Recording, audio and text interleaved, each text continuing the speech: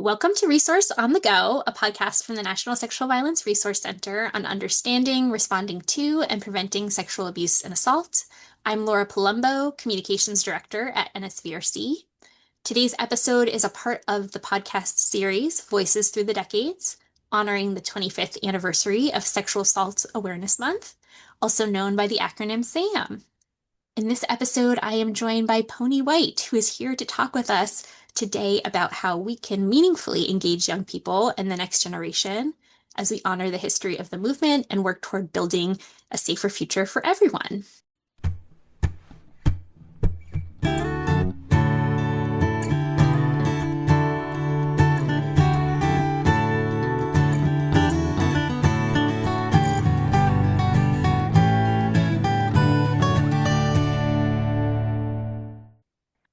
Ponny is an activist, storyteller, and community organizer, and the list goes on. She's currently Senior Prevention Coordinator at the New York City Alliance Against Sexual Assault, where she manages Project DOT, a youth-centered sexual violence prevention program rooted in community, culture, and youth empowerment.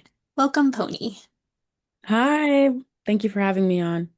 We really appreciate you taking the time to speak with us as a part of our series honoring the history of Sexual Assault Awareness Month.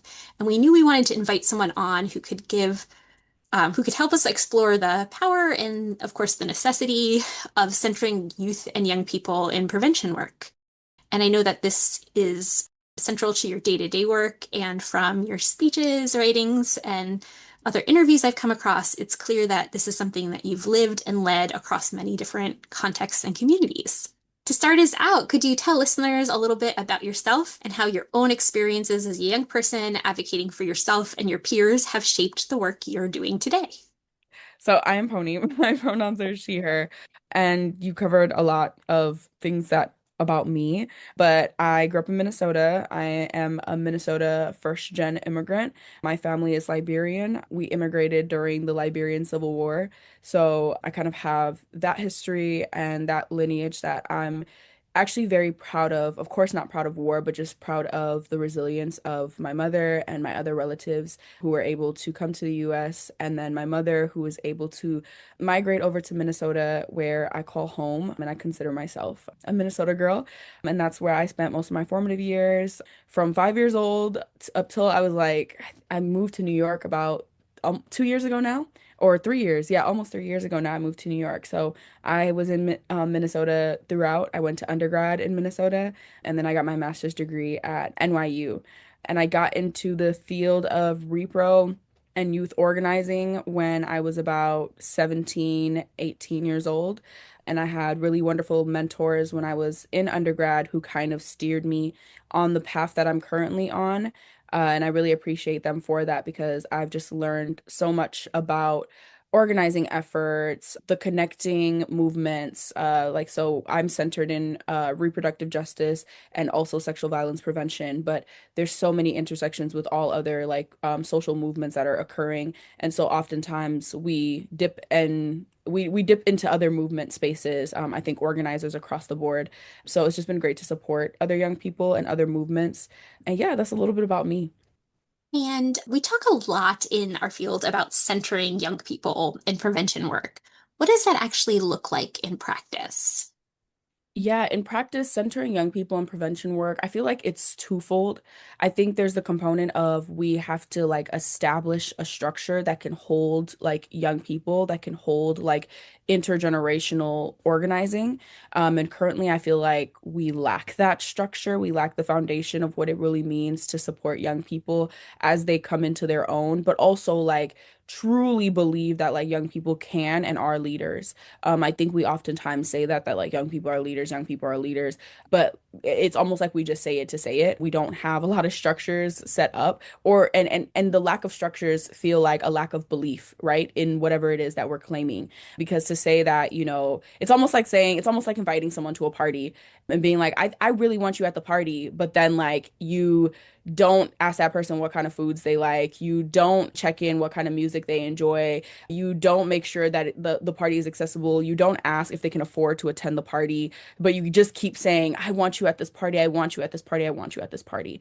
After a while, that person's like, yeah, that's really unrealistic. Like you don't actually want me there. I think you feel it makes you feel good like saying that you want me there, but you don't actively like believe that I should be here. And I think that's how a lot of the work that we do and how we engage young people looks like in this current moment. So I'd say my number one thing is like having a better structural approach of what does it mean to one, bring in young people, right? And like, who are we bringing in? I think oftentimes across the board, I oftentimes see like young people that come from like marginalized demographics really like reeled into different like nonprofit orgs or like, again, movement work. Like they're reeled in because in a way, it's like the sensationalization of representation. So the sensationalization of representation culture of like, we want, a black young person in here. We want immigrant young people in here. We want young people who experience disabilities in here. We want LGBTQIA plus young people in the space. Like we want all of these identities because if we can say we like, look, we made the call, we made the ask, again, it's something that gets to be checked off, but again, there's no intentionality behind it. So I feel like those young people are oftentimes baited into the space. And then they get into a space that is just not structured for them. And that goes and it breeds into what it looks like for them to be adults working in that space as well. Because like young people turn into adults. And so you become an adult who is working in an environment that is still not structurally like created to affirm you and structurally created to, meet you where you are or help you grow and develop. So I feel like that's a huge issue that I constantly see. And so to me, I feel like what that would look like is then the second part, like building with young people, right? Like, what does it actually mean to say, like, so tell me what you would like to do in this space? Tell me what you know how to do in the space and tell me what you struggle with. And sometimes those answers are not going to be clear. And that's another thing that is super important. Those answers are not going to be clear. Like young people are not always going to come in the room and know exactly what they want, exactly what they can bring, and exactly what they want to take from the room. Sometimes they're just coming for vibes. Sometimes they're just coming because their friends are here. Sometimes they're just coming because, hey, I need to support my family and you offered me a check. So there's a plethora of reason that like young people are showing up to the space. And it's also recognizing that like that too, right? That is important. And like we have to honor that. We have to honor that they may not have the answers to the questions that we're asking right at that moment, but eventually they might. Or it's our job to slow down and say, oh, this is you telling me. And as working at the New York City Alliance Against Sexual Assault, I get to manage young people. And it's honestly one of the most profound experiences of my life because, again, I was a young person in this work, and I know what it feels like to be a young immigrant person who didn't have parents who, showed me how to use Google Docs or an Excel sheet. I didn't even have a laptop at home when I was growing up. I remember taking college courses in high school, and one of my college courses was online. And I don't know why I did that because, again, back to my point of sometimes young people don't even know what the heck they're doing. They're just doing things. I don't know why I registered for an online class when I did not have a laptop at home and we didn't have Word and Microsoft, suites on any devices. But I did that. And I remember that was like the hardest experience of my life because my parents couldn't help me because they were like, what? My mom literally her entire education was impacted by war. So this is like I'm truly first gen, as in like first gen to even be in a high school course, first gen to even be taking college courses, first gen to be using a computer to do this stuff. So first gen in all the ways. My parents were like, we don't know how to help you. I wasn't even asking my parents because I knew they couldn't help me. And I didn't have support system at school either. Like it was just kind of like, you should know what you should know. And if you don't know, then you're dumb.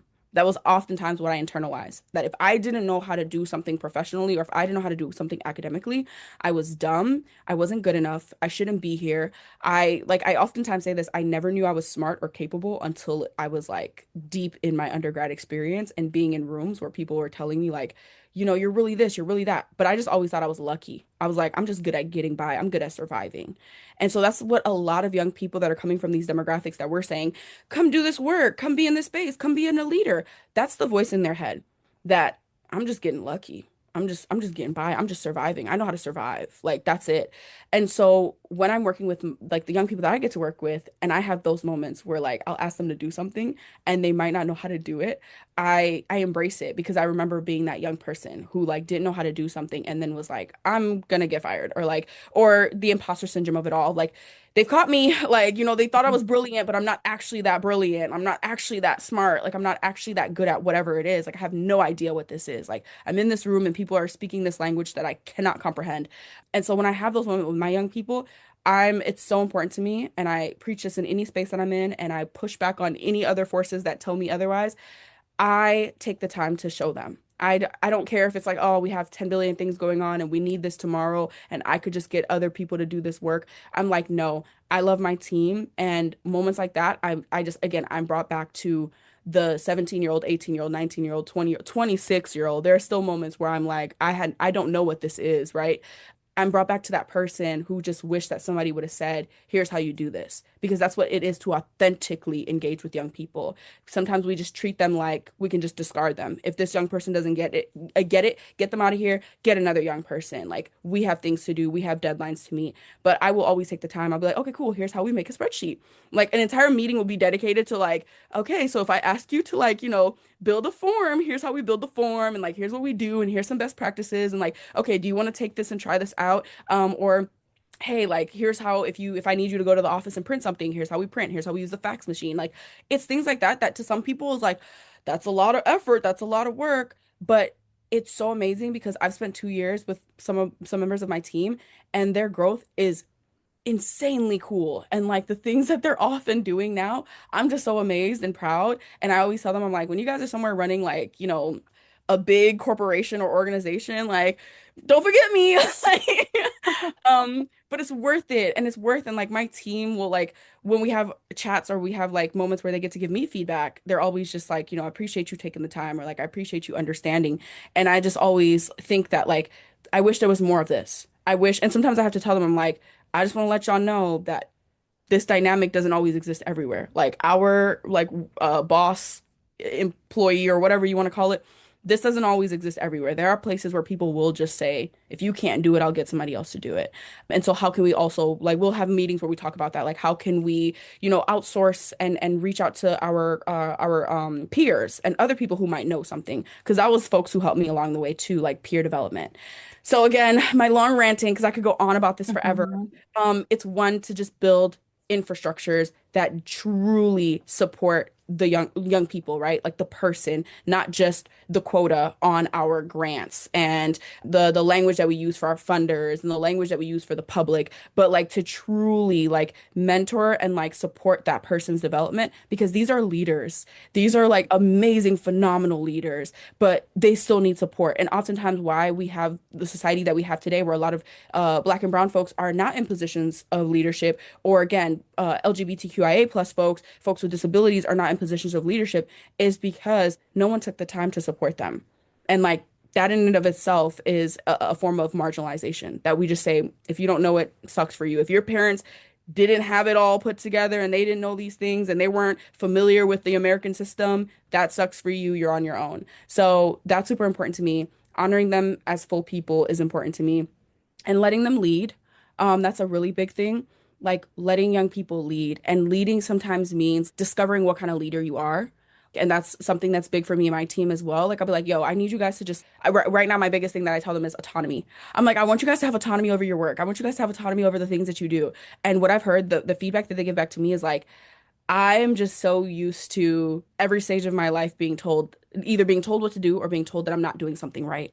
So it freaks me out when you tell me this is your project, just do it. Like that's my big thing. I'm like, just do it. I just want to see what it looks like. Just do it. I don't care. Like, and they'll be like, but what if I do it wrong? I'm like, there's no doing it wrong. Just do it. Like I just want to see what you were thinking. And if you like mess something up or if you don't know something, I can support you along the way.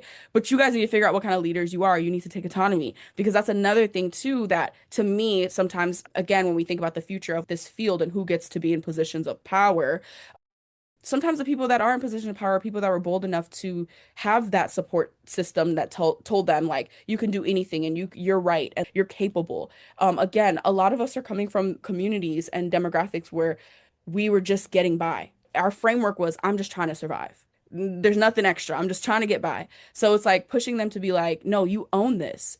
it's okay for you to think through it all. Ask yourself, I'll give them something and I'll be like, ask yourself, what do you need to set up this meeting? They meet with some of the young people that we work with, the alumni, and I'll be like, I want you guys to plan the whole alumni meeting. And they'll be like, what? And I'm like, yeah, plan it. Go sit with a piece of paper and brainstorm. What do I need for a good meeting? Like I'm like, in a meeting, I need an agenda. Okay, cool. Like I need an icebreaker. I just want you guys to just think about it. Just like use your own, your own thoughts and your own process and like plan this out, like lead, take autonomy of your work. And this has helped them kind of figure out what kind of leaders they are and like what spaces they enjoy. Like my team now will tell me like, I love this type of work. I prefer doing this, or like I prefer, speaking and facilitating. I prefer, reaching out to like the young people. So I'll do all the outreach. So that's them real figuring out what they're talented at, what their skills are, but also again coming into getting comfortable being leaders, being action oriented leaders who can like take on a role and make it their own. So like all of that. And I say all of this and I break it down like this. And I'm telling you, my supervisor, who is amazing, wonderful, she also sometimes is like, Pony, you're doing so much. Like, how do you have the time to like essentially constantly be doing like a training and a teaching and a supporting and but I think, and I always tell her back, I think this is so important. And I think this is a part of it. That's who I was. And that's why like I got hired. Like, because I think it's so important. It's bigger than like just this moment, just these however many years that I get to be fortunate enough to do the work that I do. Again, if I get to see them and some of them have applied for social work programs and like nursing programs and like I'm getting emotional, but like they're just an amazing team. Mhm. God, whew, they're amazing.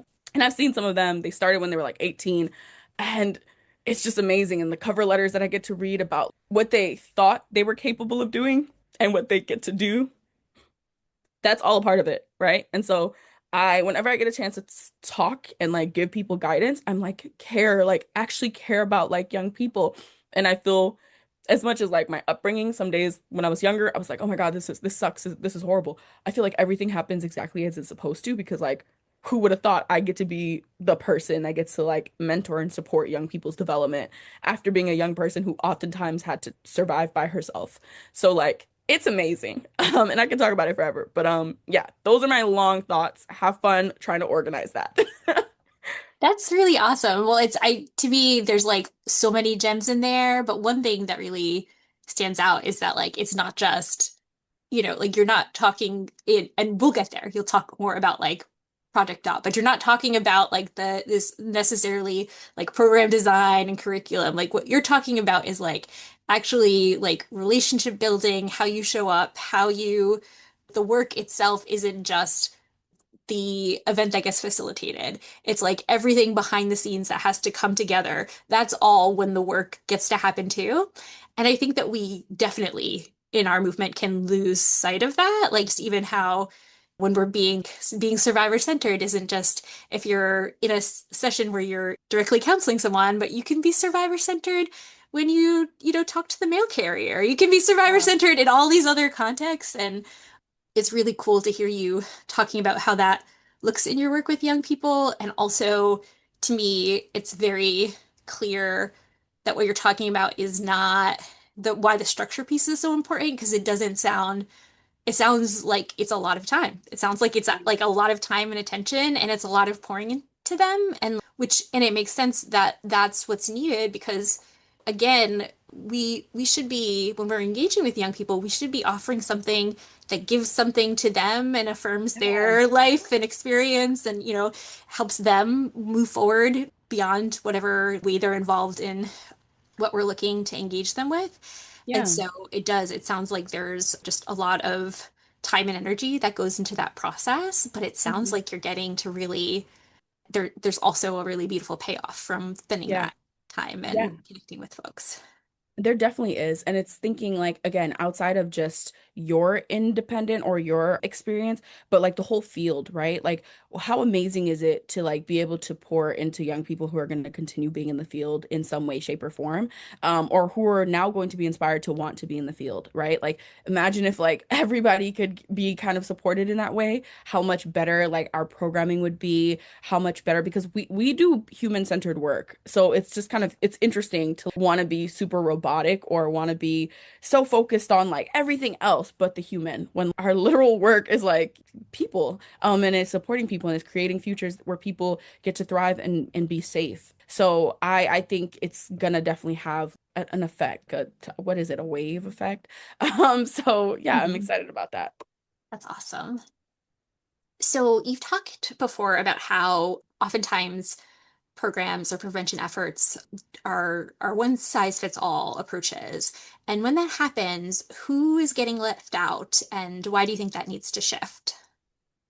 I feel like the one size approach is very, all the things that we know, right? It's very white centric. It's very able-bodied. It's very cis het. So it's very like all systems that we kind of exist in within our current society, right? It's packaged for a very specific type of person to be able to survive and thrive off of it. And anybody who has proximity can also try to thrive, but anybody outside of that is like left on the margins. So the people that are left out oftentimes again are young people. They are people of color. They are LGBTQIA plus people. They are people that experience disabilities. They are low income people. Those are the people that a lot of our structures just do not benefit, right? Even when we think work styles, how we structure programs, how we structure meetings, like we went from, it's like the pandemic showed us that there was so much for inequities. There were so much inequities within the world, right? And it's like the pandemic was a moment where the people who were able to get by and that were able to make the system work for them, they, for the first time, were like, wait, this is not going to work for me. And that's when we were able to consider changing things. That's when we were able to consider working from home and like, what would it look like to have remote opportunities? What would it look like? Like all of these different things that we like started doing, we never considered it before, even though like it would have benefited so many people that have like disabilities that, parents who are like, how do I manage, childcare and being a worker, like all of these things that like it would have benefited the entire society. We didn't think about it until it was impacting like the people that the program already worked for, if that makes sense. And so I think that's still the same way. And I think sometimes within this field, and I appreciate the work that I do and I appreciate being in the nonprofit sector, but sometimes I think we get comfortable believing that like there's like a worse system within like let's say for-profit structures. There's like a worse system. So because we're not that worse system, we're like the best system. But I don't necessarily think that's true. I think we're better. There's just like so many ways. Like talk to my friends who are corporate and like, there's things that I'm like, ooh, I hate that for you. And like we're better, but then there are still things that like we're still within the same structures, right? Like we still follow the same guidelines and we still like organize ourselves very similarly. And that tends to leave people out, right? And so that's kind of what I think, that the people that get left out are the folks who we already know in society are already experiencing marginalization. And oftentimes for those people to be in the space, we have to conform and we have to gentrify ourselves and we have to work extra hard and like work around our disabilities and work around our identities and work around our class just to be present, just to get to do this work. And so I think, yeah, I would say I'll stop there. I think those are the people who get left out. All right. Yeah. Can you share a bit more about Project Dot and what makes this approach unique? Yeah, so Project Dot is a youth sexual violence prevention program that was started by the New York City Alliance Against Sexual Assault back in 2014.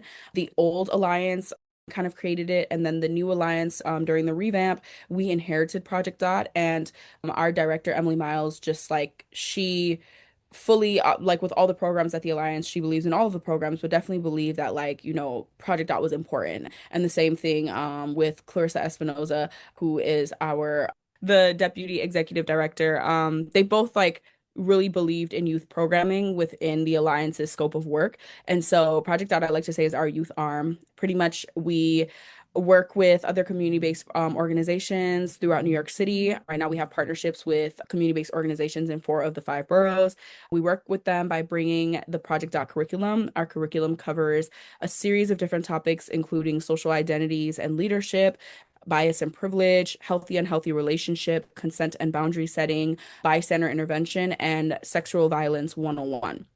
So we present the different topics to young people through a cohort. Sometimes our cohort can last from anywhere from 4 weeks to 12 weeks. That's just dependent on our partners and what time they have and the young people that they support and how they want to build out that agenda. But we come in almost like an after school program, if you will. We come in each week, depending how much time we're allotted, and we will facilitate one of our curriculum topics until we are done with the full curriculum. And during that period of time, we also do a social media project and just like during that time we do like a community-based project that is like a digital project or a social media project. So we've had the young people, we've really leaned into storytelling and we've had the young people do photo voice projects. We last year we made a book, so we have the project dot book. If anybody is interested, let me know. um, we also have done, we're currently making zines with one of our cohorts. We've done digital video diaries where the young people each week they journal about some of the prompts that we'll give them, and they get to kind of share those out in like a video series. And yeah, and we continue after the programming. We work with the young people in an alumni circle. So we try to stay in connection with our the youth that participated in Project Dot, and kind of checking in with them of like how they have been utilizing Project Dot within their communities. We try to again organize like a project around that. So like our book project was a big push to kind of engage our alumni group, and we also try to engage them in like quarterly meetings where we cover something within the curriculum, but we do it in like an interesting youth-centered way. So last year my team had put together, like I said, I tasked them with like, you run the show, you tell me what it is. And they came back and they created a meeting and a PowerPoint that was dedicated to the film It Ends With Us. And they were kind of just like reviewing like the scenes from the film and discussing like how the film is like imagery within the film and like how it's set up and how, it was intentional for the creators to make it seem soft and light, and they use bright colors and pastels and like the imagery of her being a gardener and like all of these things that are just soft and dainty, and it feels like you're in a Taylor Swift music video, but then like it's highlighting domestic violence, right? And so unpacking that, how sometimes the media does portray violence and harmful relationships in ways that are supposed to be appealing. And why is that? So that was like a really cool discussion space where they had questions and then they tied it back to our curriculum when we talked healthy, unhealthy relationship with these young people. So yeah, and again, where Project Dot is dedicated to serving honestly all communities, but specifically we try to be culturally competent and culturally aware. We partner with immigrant populations, we partner with Black and Brown youth, we partner with LGBTQIA plus youth, we've partnered with young men and boys who have been in the carceral system. So we've done a lot of different types of work. We have a new partnership with an organization that serves youth who are doing GED programming. So we try to meet young people wherever they are in the city, and oftentimes it's building those relationships with organizations that have already been rooted in their community that's already doing this work.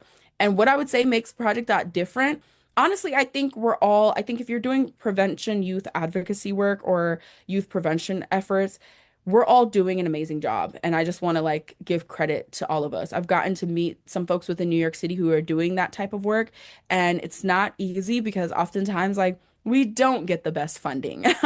Oftentimes we are pulling from our own resources or we are overextending ourselves. So it's just an amazing thing to even dedicate yourself to youth prevention because I think it's very necessary, right? If we're talking about cultural change, we have to start with young people. We have to completely like when I have moments where I'm working with young people and we talk about one of our prompts is talking about like age gaps relationship and like what like thoughts on age gaps and like is this a healthy relationship? Like what does this mean? It's so refreshing majority of the time. And I'm not saying this is all young people across the world. I'm just saying the young people, the 228 young people that I served last year, majority of them, when we talked about, if someone was 16 and their boyfriend or girlfriend was 21, what are your thoughts? Majority of them are like, that is weird. They're like, no way. Like, they're like, ew. And it's refreshing for me because I'm not that much older than them, but I am older than them. And when I was growing up, there was a lot of people who would have been like, that's not that bad. Like, that's perfectly fine. That's, like, I mean, and give all the reasons under, the sun for why like that is cool or that's fun or and so it's great to kind of see that shift where young people are recognizing things that back when I was growing up that we were not recognizing, that we were just kind of like, oh, it's whatever. And that's the whole point of prevention work, right? It's to like provide young people with just like the layout of how violence prevails and how it's the small things. And that's why our curriculum is not, I always say, I'm like, if you hear my curriculum topics, sometimes you might be like, oh, so when do we talk about violence? Like you hear healthy and healthy relationship, you're like, okay, cool, cool, cool. But we try to connect the dots to every factors and every part of young people's lives because violence can occur in all of those spaces. And sometimes they occur in ways that you don't even realize until, you've kind of been like whether indoctrinated or you've been socialized to normalize like different types of harm. And so it's really about us getting the wheels turning. And oftentimes these young people already know, they know all the things, right? Like I always say that I'm like, they're so capable, they're so brilliant, they're so wonderful. It's just getting the conversation going, and getting them really thinking critically about some of these things. But it surprises me. So I just want to say kudos to everybody doing youth prevention advocacy work. Now, what makes my youth prevention advocacy work better than yours? No, honestly, I just love our curriculum. I would say I think our curriculum is awesome. We are always, and we're youth centered. So, like I said, my assistant coordinators are all young people. So we never wanted to create something or lead something, and we don't have any young people person in the room telling us like, "Hey, this is outdated." And that's what happened. Like when I was refreshing the curriculum, there were things where my young people are like, "Yeah, we don't do that anymore." Like, what is that? I remember I pitched Hey Arnold. They're like, "Yeah, no." I was like, "Oh, okay. Y'all don't like Hey Arnold?" They're like, "Girl, get out of here." And then they were putting me on. They were telling me about like Speckle and Birdie. I've never watched that show a day in my life. That's so funny. I hear you when you say, "Hey Arnold." I know you're talking about the football-headed Yeah. boy.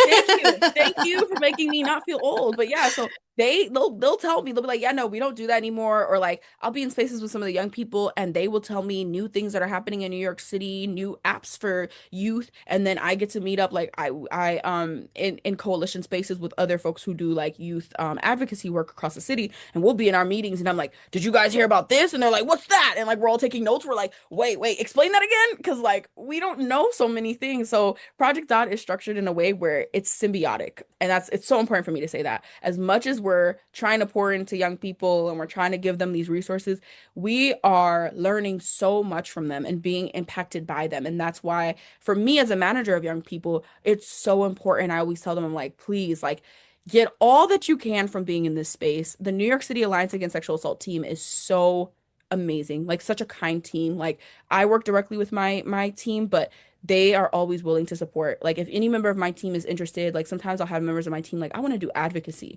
And my director, she's our big advocacy arm, Emily Miles, I'll be like, "Hey Emily, like so and so wants to do some type of advocacy. They want to testify, they wanted this." And Emily will be like, "I'll let you know." And then she'll come back maybe a week later and be like, "Hey, so there's an opportunity. Would they like to go to Albany? Hey, there's an opportunity. Would they like to speak at like a city council meeting?"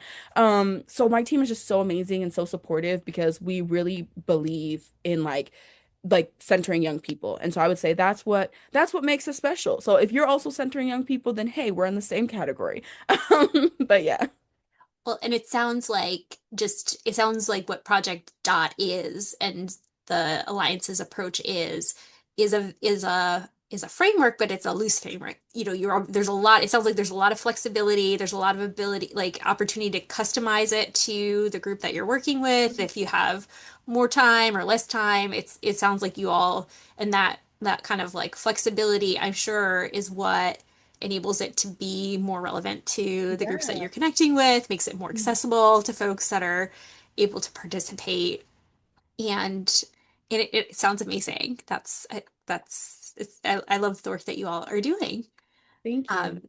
so as we reflect on 25 years of SAM, how do you see young people shaping the future of this movement? That's such a good question. I feel like I see young people making it more fun and and I know that's loaded. But I feel like I see young people making it more fun and more, I guess, like integrated into like the day-to-day functions of society. I still feel like the work that we do is like siloed. Like folks are like, "Oh, you do that work?" And then they're like, "Oh, thank you so much for the work that you do." Like, "Oh, you must be so proud of yourself." Like it seems like this super profound, like we're just up in like our own galaxy over here, like trying to end violence. Like, but it's like, violence again, as I said, it's in the little things as it is in the big things. It's all around us, unfortunately.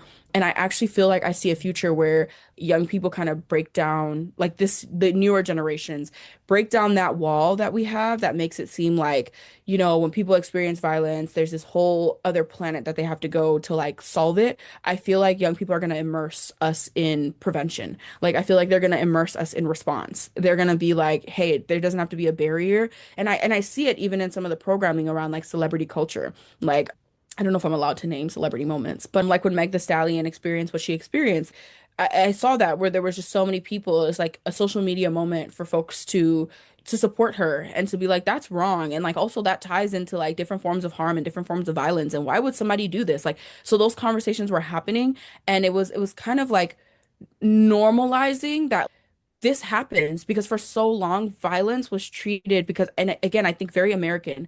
It's like America is like our goal is to be very modern, very like perfect. Those things don't happen to us. Those things don't happen to the best of us, right?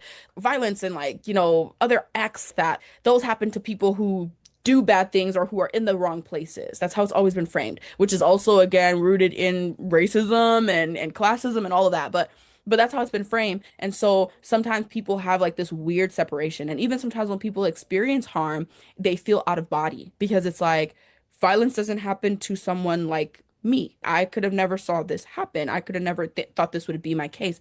And I'm not saying that, we'd be advocating or saying like, oh, let's normalize violence. I'm more so saying that we would normalize having conversations around things that occur within our communities, within our societies, within our homes. We would normalize getting more comfortable knowing where to go to get support, who to reach out to, the steps to take, what are the bystander intervention. I was recently doing bystander interventions with one of my groups, and it was a beautiful conversation because we were talking about the 5 Ds of intervention. And there was an example, and one of the students goes, "Well, as a young man, I wouldn't want to." The example was like, if you were at a party and there was a girl who was overly intoxicated, how would you support her? And he was like, "Well, as a young man, like I really wouldn't want to, touch her or help move her or wake her up or anything because like I'm afraid that if I went to try to help her, what if she wakes up and she freaks out because I'm some random guy?" And I was like, "Thanks for saying that. That's great that you're thinking that way. Wonderful, cool. You're being realistic about where you are, how you feel in your body. But what other methods? Because what you're naming is being direct, right? Like we talked about the 5 Ds. So with the 5 Ds of intervention, we have direct, delect, distract, delegate, delay, right? So we have all of those options. And I was like, so what you're speaking to, and you saying like, I wouldn't feel comfortable like actually stepping in because, what if I try to wake her up? Like, what if I try to move her? And like, she gets freaked out because I'm a random guy. And he's also like, he's like, I'm a young man of color, like all of these things, right? And I was like, thank you. Thank you for being realistic about that. Now let's think about it, right? So that's being direct. What the example that you're giving is the using the direct model, which would be to directly step in and directly, engage in change or support. But what are some of the other things that you could have done, right? Instead of being direct. And he goes, I guess I would go and get one of my homegirls. Like I would call one of my girlfriends and be like, "Hey, like there's a girl that I saw, like, could you guys go and see if she's okay?" And I was like, "Great." So you delegate. So it's like it's having those moments of having those conversations with young people around ways that they could do other things outside of what they think, right? The Superman syndrome. And I just feel like if we continue doing more like prevention programming, if we continue engaging young people more, we're going to get a culture in the next 10, 25 years where Sam is nationally understood, like because there's places where I'll say Sam, people don't know what we're talking about. It's readily understood, and so many of the other things that we work so hard, or when we work with survivors, or when we work with folks and try to educate them on prevention that they don't know about, but we'll get to a point where it's so common. The 5 Ds of intervention will be like, oh yeah, I know I could have done that, or like, oh yeah, like I know who to call. I know like my local helplines, or I know where to get prevention training. Like that'll be so normalized. That is my goal, that like young people will take it there, and they'll also just make it more fun. They'll have the TikTok 101s on how to avoid this, and music that is affirming and about consent. And we're seeing more and more of that slowly but surely, right? We're seeing like I there's this rap song that I always joke about, and it's really vulgar, but it's rooted in consent. Like the whole song is him asking, like, would you want to do this? And I always jokingly go, the kids are gonna be all right. Because like it's still, it's still rap, it's still a little vulgar, it's still like, what did you just say? But it's rooted in consent. It's not, weird. And I was like, so it's possible to make consent conscious music that's still fun and cool. So that's what I think the future will look like. I think it'll just be young people making the space cool and also just normalizing it. Yeah, that's a beautiful vision. What gives you hope when you think about that next generation? What gives me hope? Hmm, that's a big one. I think what gives me hope is I have this word kindness keeps popping up in my head Mhm, because I do feel that Gen Z and Gen Alpha, I feel like they're really kind. mhm, And that's not me saying that they don't have like bullying and they don't have drama, but it's like the kids of that generation that I engage with are just so like considerate. They're so like, "Are you good?" And I almost hate that like sometimes the stereotype for like young people is that they aren't considerate. I don't know. I feel like my experiences have been like they're really kind and in tune. And I think it really does show in some of the movement efforts that have happened in the past couple of years, some of the just social engagement around like GoFundMe, out crowdfunding efforts. It's like they don't have to know each other. They don't have to know you. If you're like, "Hey, I need money for school," they're like, "Oh my God, let's all put money together." Like they're so like, "Let's make sure this person's okay." Like, and I talk about, coming from Minnesota and like when Dante Wright was murdered, I always say this because it's so important. And I think sometimes it gets missed in all of the conversations. When Dante Wright was murdered in 2021, the people who organized, the first group of people to organize a protest, a rally, anything around Dante Wright's murder were young people. It was the Minnesota Teen Activists Coalition. It was a bunch of young people. That was even the reason that at the time, I was like, I think I was 21 or 2021. 21. I was 21. And I was at home getting ready for work. It was a Sunday night when they were like organizing and doing all this work. And I'm getting ready for work. I was like prepping a presentation. And I see that it's just a bunch of kids. Like it's a bunch of teenagers. It's a bunch of high schoolers, some middle schoolers. Like, and I was like, that's wild. And my heart hurt because like we had went through the wave of George Floyd and all the things happened. My heart hurt so much because also that Monday they were supposed to come back to school from spring break. I remember it exactly because my sister was about 15 years old. They were all supposed to come back to school on Monday, but they were outside protesting because a young boy was murdered. So I just remember being like, nah, we all have to be out there. Like we have to support our young people because they're leading the charge. So like seeing that conviction, and that conviction is rooted in kindness. It's rooted in just compassion and care for each other. And it's sometimes in ways that like we as adults we don't get it because their jokes and their bluntness can sometimes feel like they're a weird generation. But for me, a majority of the Gen Zs and young Gen Alpha people that I know are insanely kind. They're always, even my youngest sister is 13 years old, turning 13.